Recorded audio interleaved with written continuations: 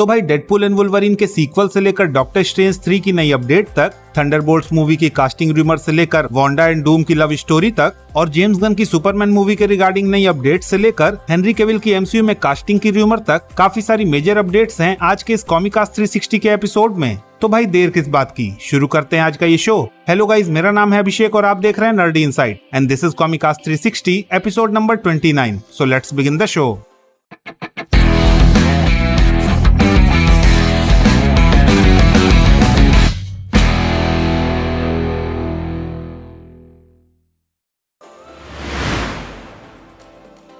तो भाई back to back flops के बाद जिस तरह से डेडपूल एंड वुल्वरीन ने अब तक ऑलमोस्ट 1.3 बिलियन डॉलर्स की कमाई करके मार्वल स्टूडियोज को मालामाल किया है, उसके बाद शायद मार्वल वाले इस फ्रेंचाइज को पूरी तरह से मिल्क करने के प्लान में हैं। क्योंकि भाई इस वीक कुछ मीडिया पोर्टल्स ने ऐसी रूमर्स को रिपोर्ट किया जिनके अकॉर्डिंग मार्वल स्टूडियोज में अभी से इंटरनली डेडपूल एंड वुल्वरीन के सीक्वल के रिगार्डिंग डिस्कशंस होने लगे हैं। और भाई अगर रूमर्स की माने तो मार्वल स्टूडियोज मल्टीवर्स सागा के बाद म्यूटेंट सागा के फर्स्ट फेज में ही इस सीक्वल को रिलीज करना चाहता है।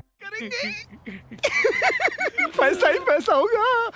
अब भाई वैसे भी मार्वल स्टूडियोज के बैंक खातों में अकाल को जिस तरह से डेडपूल एंड वुल्वरीन ने खत्म किया है, उसके बाद उनका इतना लालची होना तो बनता है।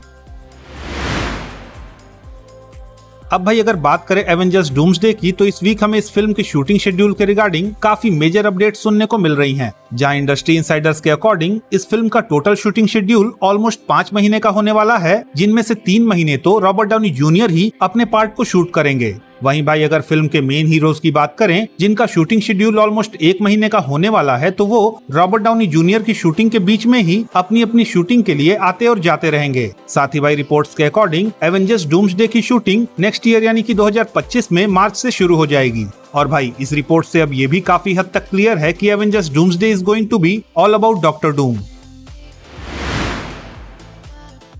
अब भाई अगर एवेंजर्स डूम्सडे के प्लॉट के रिगार्डिंग कुछ उड़ती हुई खबरों की बात करें तो ऐसा सुनने में आ रहा है कि इस फिल्म में डॉक्टर डूम के बाद जिस कैरेक्टर का सबसे मेजर रोल होने वाला है वो है वांडा। क्योंकि भाई रूमर्स के अकॉर्डिंग हमें एवेंजर्स डूम्सडे और सीक्रेट वॉर्स दोनों ही मूवीज में वांडा डॉक्टर डूम के लव इंटरेस्ट के रोल में देखने को मिलेगी, जहां कुछ इंडस्ट्री इनसाइडर्स के अकॉर्डिंग इसी रिलेशनशिप की वजह से डॉक्टर डूम हमें दोनों एवेंजर्स मूवीज में वांडा के मैजिक की हेल्प से मल्टीवर्स को रिशेप करता हुआ देखने को मिलेगा। अब भाई मैं आपको बता दूं कि मार्वल कॉमिक्स में भी एक ऐसा इवेंट हो चुका है, जब हाउस ऑफ एम वाली स्टोरी लाइन के बाद वांडा की मेमोरीज चली गई थी, तो उसके बाद चिल्ड्रन क्रूसेड वाली स्टोरी लाइन में वो लातवेरिया में डॉक्टर डूम के कैसल में डॉक्टर डूम के साथ रहती हुई हमें देखने को मिली थी। हालांकि जैसे ही वांडा ने अपनी मेमोरीज को रीगेन किया, उसके बाद डॉक्टर डूम के साथ उसकी ये रिलेशनशिप डूम्ड हो गई थी।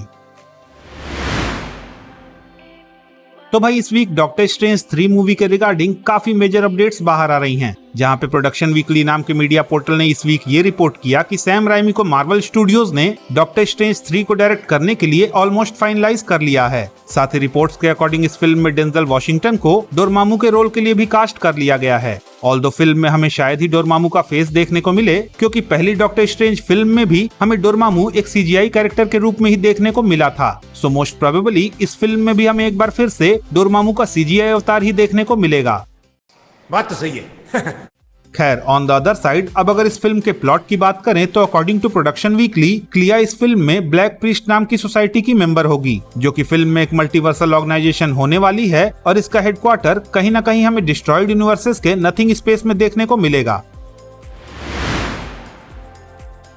अब भाई रिसेंटली एमसीयू में बैरन ज़ीमो का रोल प्ले करने वाले डेनियल ब्रूल ने एक इवेंट के दौरान मीडिया से बात करते हुए ये बताया कि वो अभी भी अपने कैप्टन अमेरिका सिविल वॉर वाले को एक्टर्स के साथ टच में हैं। जिस पे जब एक मीडिया पर्सनल ने उनसे उनके थंडरबोल्ट्स मूवी में अपीयरेंस के रिगार्डिंग क्वेश्चन पूछा, तो उन्होंने हंसते हुए नेक्स्ट क्वेश्चन कहकर ये क्वेश्चन टाल दिया। अब भाई उनके इस रिएक्शन के बाद फैंस को काफी हद तक ये डाउट होने लगा है कि वो पक्का ही हमें थंडरबोल्ट्स मूवी में देखने को मिलने वाले हैं, क्योंकि भाई इस तरह की टाल मटोल वाली एक्टिंग हमने पास्ट में भी कई सारे एमसीयू मूवीज में काम करने वाले एक्टर्स की देखी हुई है। हालांकि इस न्यूज के साथ ही इस वीक कुछ ऐसी भी रूमर्स आ रही हैं कि हमें थंडरबोल्ट्स मूवी में रेड हुड के कैरेक्टर का भी अपीयरेंस होता हुआ देखने को मिल सकता है, जो कि as of now Marvel Studios की तरफ से आयरन हार्ट सीरीज में एज मेन विलन अपीयर होने के लिए कंफर्म किया जा चुका है।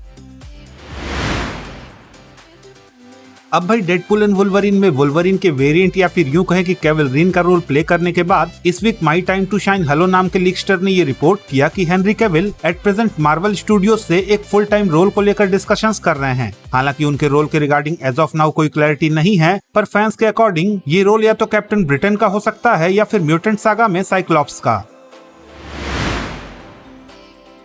अब भाई अगर DCU की बात करें तो इस वीक जेम्स गन ने सुपरमैन मूवी के रिगार्डिंग पोस्ट करते हुए ये टीज किया कि इस फिल्म में हमें क्रिप्टो द सुपर डॉग भी देखने को मिलेगा, जो कि जेम्स गन के अकॉर्डिंग उनके अपने डॉग ओजू से इंस्पायर्ड होगा, जिसे उन्होंने सेम उसी टाइम अडॉप्ट किया था जब उन्होंने सुपरमैन मूवी की स्क्रिप्टिंग का काम स्टार्ट किया था। तो भाई दैट्स इट, ये थी इस वीक की कॉमिक बुक मूवीज से रिलेटेड कुछ मेजर न्यूज एंड अपडेट्स। अगर आपको ये अपडेट्स पसंद आई तो प्लीज इस वीडियो को लाइक कीजिए, शेयर कीजिए और हाँ, अगर आपके कुछ सजेशंस हैं तो please don't forget to comment और जाते जाते प्लीज इस चैनल को सब्सक्राइब करना भी ना भूलें। तो मिलता हूँ मैं आपसे अगली वीडियो में, तब तक के लिए have fun and enjoy the day.